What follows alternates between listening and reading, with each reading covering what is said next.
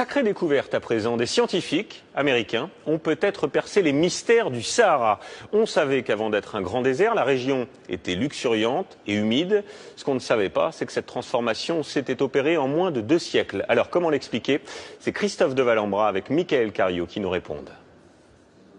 Voici le Sahara tel qu'on le connaît aujourd'hui, l'un des déserts les plus arides au monde. Mais il y a 10 000 ans, il ressemblait à ces régions voisines d'Afrique équatoriale. Des forêts à perte de vue, des plaines verdoyantes, des marécages, des lacs. Une région humide, propice à la vie.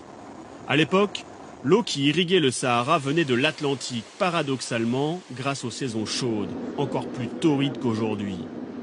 La température augmentait plus vite sur le continent que sur l'océan. L'air chaud s'élevait et créait un appel d'air pour l'humidité du large. C'était la mousson. Il pleuvait sur le Sahara.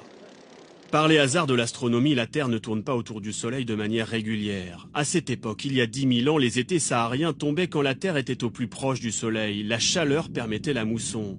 Mais 5000 ans plus tard, ce n'est plus le cas. Les précipitations ici en bleu disparaissent pratiquement. La région s'assèche, le Sahara devient un désert. Mais pourrait-on un jour voir le phénomène s'inverser et retrouver un Sahara humide ?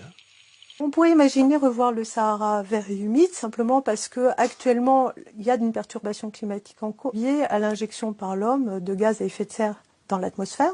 Donc ça conduit à un réchauffement et effectivement à première vue on pourrait dire que la Terre va se réchauffer plus vite que l'océan et donc que ça va favoriser le phénomène de mousson.